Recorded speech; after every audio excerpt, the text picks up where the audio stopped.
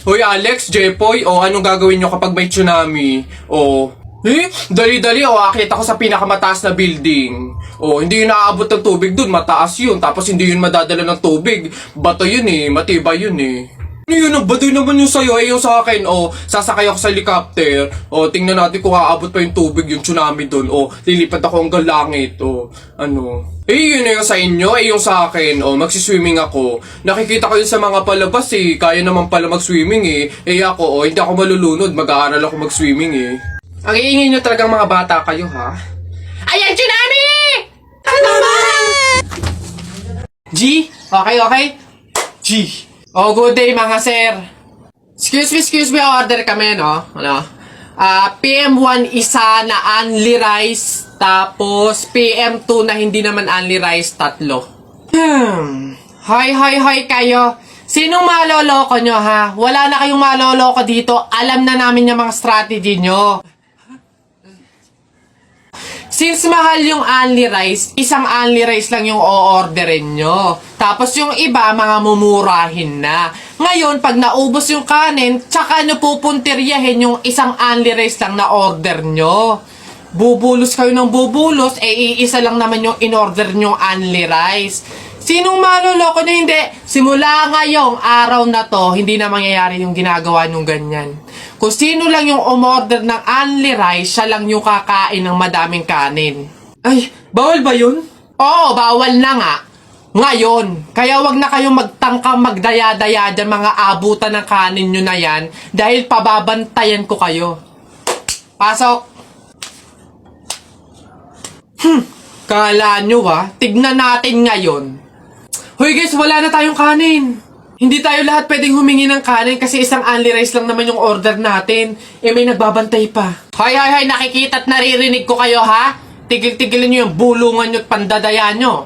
Sabi ko sa inyo, kung sino lang yung umorder ng only rice, siya lang yung kakain ng madaming kanin, ha? Di naman ako dati ganto, nag-iba lang sa pamamagitan mo nung hinihinig ako. Alam mo ba sa tuwing magkakaibigan tayo, nahihiya ako, ewan kung ba't ganto. Agad akong tinatangay na pamatay mong ngiti, kaya tinamaan na gano'n kadali. Kaya isang tawag mo lang ay nandiyan agad ako. Kapag kailangan mo ko, nandiyan agad ako. Porket may kasama kong iba tapos hindi kita pinansin, sasabihin mo agad na plastic ako sa'yo? Bakit? Totoo naman Sinasamahan mo lang ako kasi wala kang choice.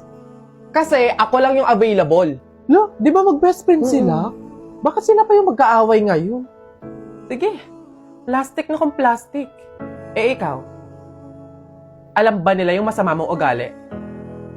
Di ba pumatol ka sa matanda para may pangluho ka? Bakit mo binibiring up yung mga ganyan? Hindi mo na dapat pinagsasabi yung sa atin ng dalawa kasi hindi yun yung problema natin. Andito na lang din naman tayo Lubusin na. Alam ba ng lahat na muntik ka ng mabuntis? Buti na lang kamo, walang nabuo. Charmaine, please, tumigil ka na. Ang sama ng ugali niya, guys, di ba? Eto pa!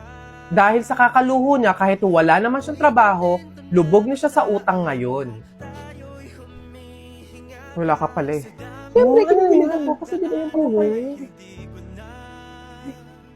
Kaya kayong dalawa.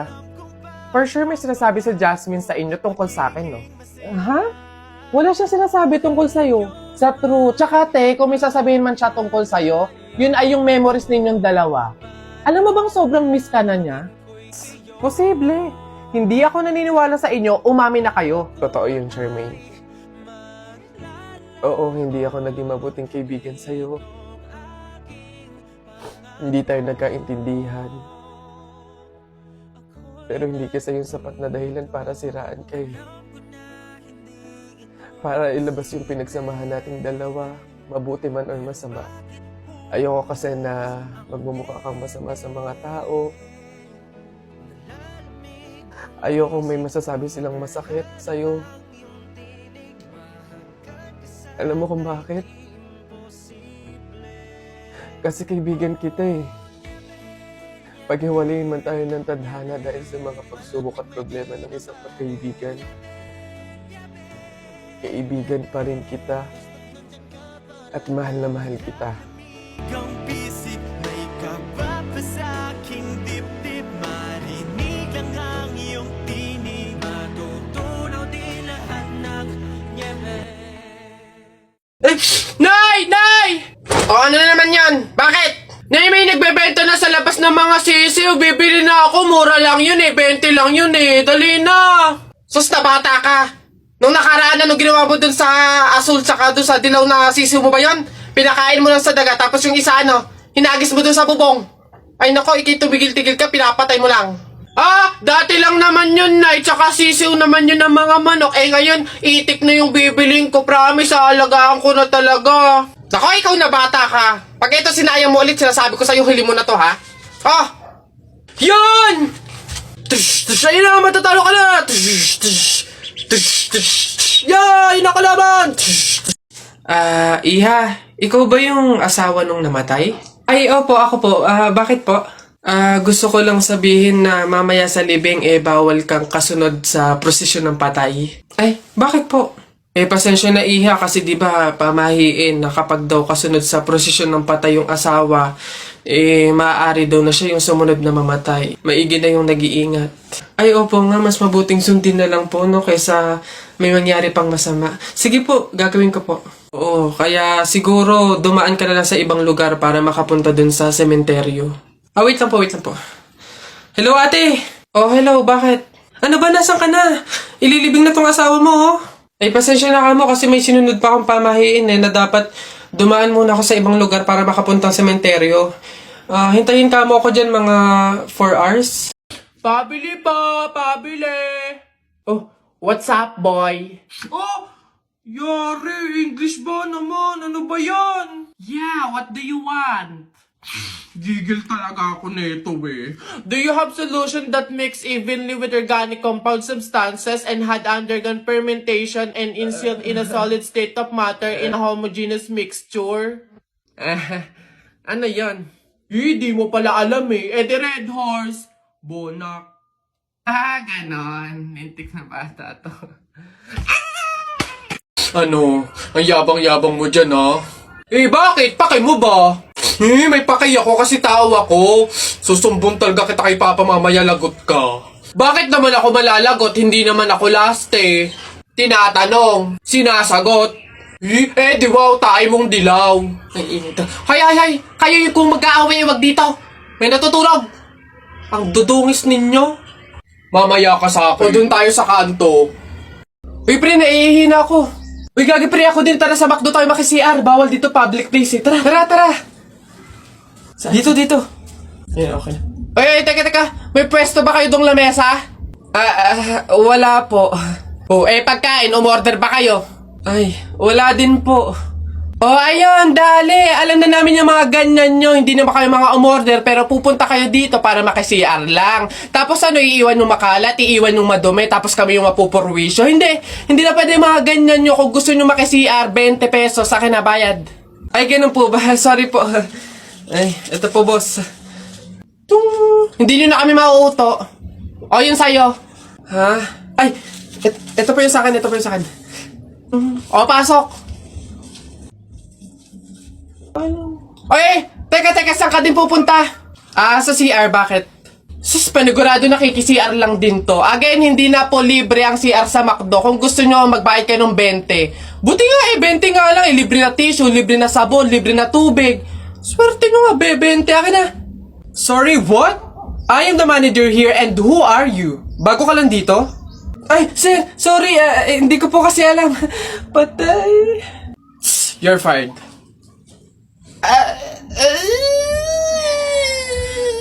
Ayan. Beb, tara, pasok ka. Beb, pagpasensyahan mo na yung bahay namin, maliit tsaka makalat. Beb, ano ka ba? Ako na nga itong naki-overnight to. Aarte pa ba ako? Siya, dyan ka muna, Aayusin ko muna yung higaan natin. Nay, gutom na nga po ako. Anak, wala pa nga ang tatay mo. Hindi naman nakatanggap ng labada si nanay, kaya wala pang pang-budget ngayon. Konting tiis lang muna, anak, ha? Hello. May tinapay ako dito, oh. Gusto mo? Sa'yo na lang. Masarap yan. Salamat, ate.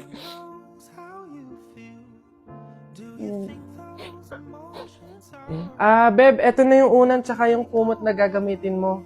Sana mapagtsagaan mo, Pasensya ka na. Yan lang talaga yung meron kami. Walang problema, Beb. Ang mahalaga, makakatulog ako. Thank you. Beb, tara, kain muna tayo bago matulog. Cause I get up a ghost inside my home. Beb, pasensya ka na, ha. Mantika asin lang yung ulam namin ngayon, eh. Wala pa kasi si tatay, kaya wala pa pambili ng pagkain.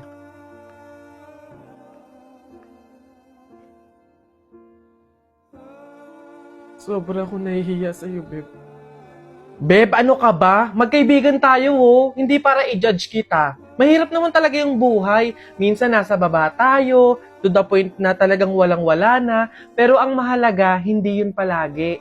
Dadating din talaga yung panahon na nasagana tayo. Kaya na tayo?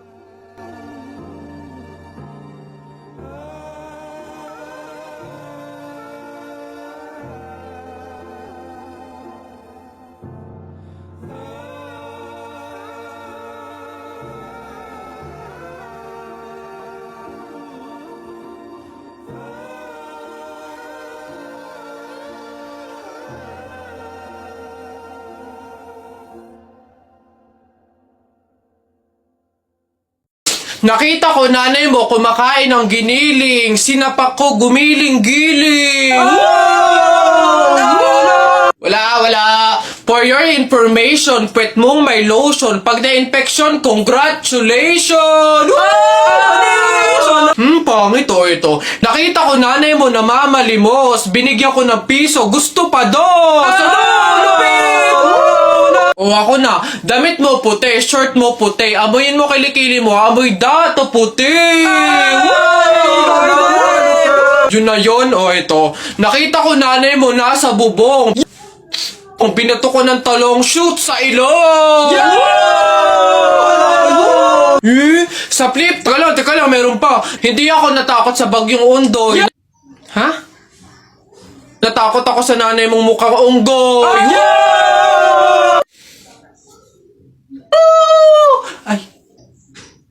Ay, Nay! Hoy, ikaw na bata ka! Ano yung pinagsasabi mo dito? Tungkol sa nanay niya, ha? Anak ko ito eh! So, ako yung sinasabihan mo, ha? Ay, Ate Flor, ano po yun? Mga flip-top lang po yun. Mga joke-joke lang po, biro-biro lang po, hindi po totoo yun eh. Ako nakakapang-init ng ulo tong batang to. Nasaan yung nanay mo, ha? Sasabihin ko lahat ng sinabi mo sa akin. Ay, hindi po, Ate Flor, wag po. Joke lang po yun, hindi na, mga biro-biro lang po, hindi naman po, totoo yun. Huwag po, Ate Flor. Ate, palimos po, kahit konting barya lang po. Ewan ka nga pa, ay, kawawa naman tong bata na to. Diyos ko, nasan ba yung mga magulang mo at palaboy-laboy ka dito sa daan? Wait lang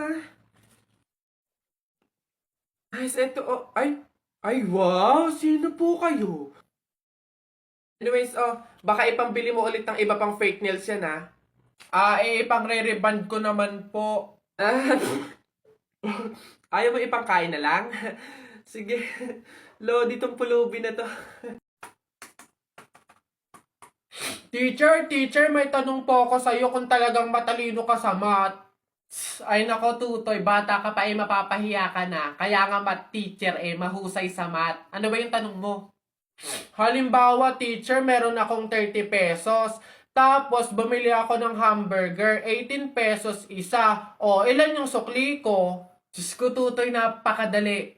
30 pesos minus 18. Edi 12. 12 pesos ang sukli mo. Mali, teacher. Ha? Bakit? Paano mali? 2 pesos lang sukli ko. 20 lang kaya binayad ko. May nakita ka bang 30 pesos na buo? Bola. Talaga ba?